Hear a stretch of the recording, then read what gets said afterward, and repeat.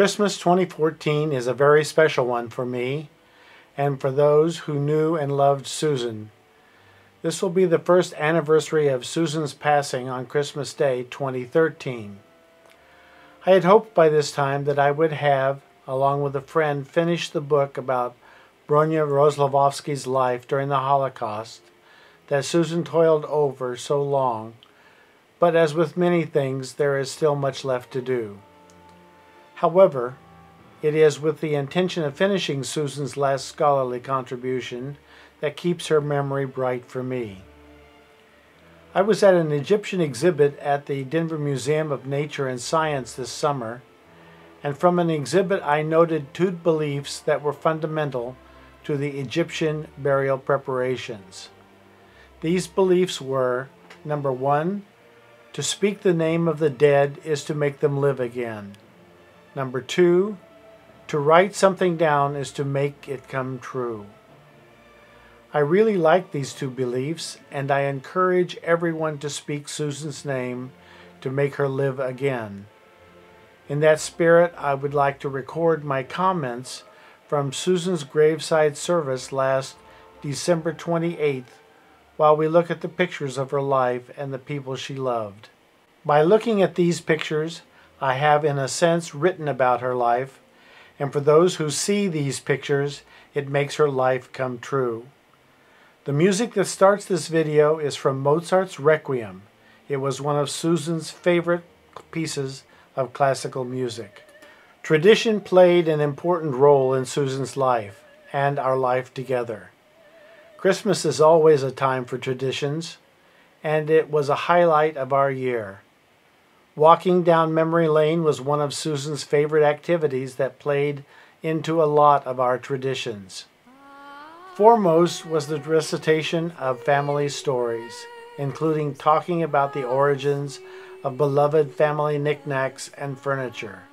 Has anyone else bought a larger house in order to be able to add family memorabilia? We did. Susan wouldn't have admitted that, but it was part of the reason we bought our house on Southwest Drive. She simply couldn't separate herself from all of the memories that each of those items connected her to in the past. As her cousin just told me on the phone, the family historian is gone.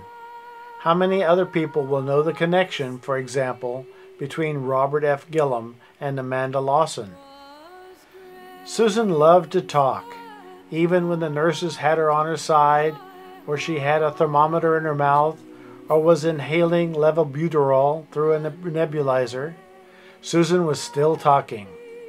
Often the talk was about family events. Jean, Susan's mother, was a real storyteller.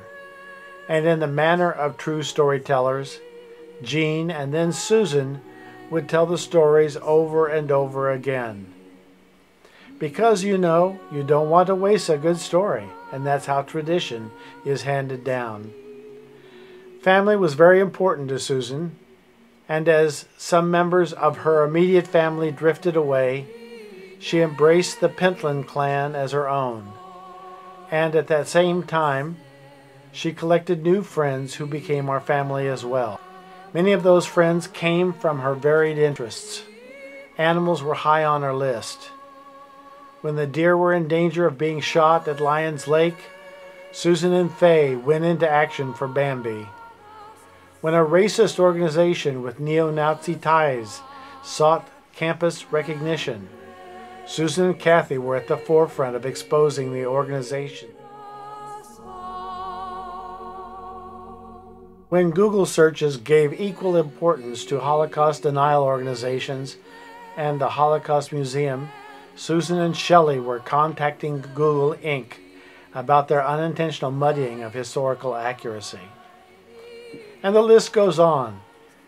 Just as it was important to Susan that we cherish using Grandmother Addie's sterling flatware on Sundays, it was important that we make a tradition of collecting new Christmas ornaments each year, and then discussing each one as we put them on the tree. There was the tradition of planting our favorite daffodils each fall, King Alfred's, her grandmother's favorite. and most of all, maintaining the tradition of keeping the ties that we have with those whom we love. For me, the horrible coincidence that my two closest friends, my wife and Phil Sadler, both having died on Christmas Day, is a tradition I could have done without. I know Susan would want me to go on with new traditions, and I guess I'll just have to figure out what those will be.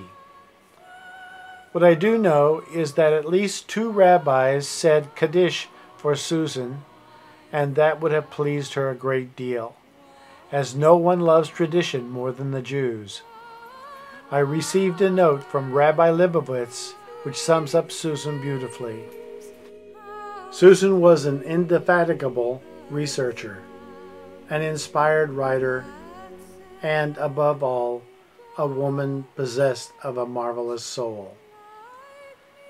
The concluding music on this video is Amazing Grace by Judy Collins, one of Susan's favorite singers.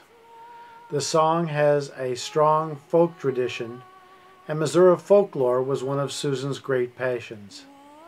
This song is also heavily identified with the Black Civil Rights Movement, which was part of a variety of liberal causes we both supported.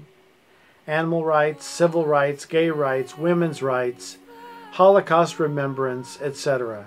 were all part of our collective conscience and daily discussion.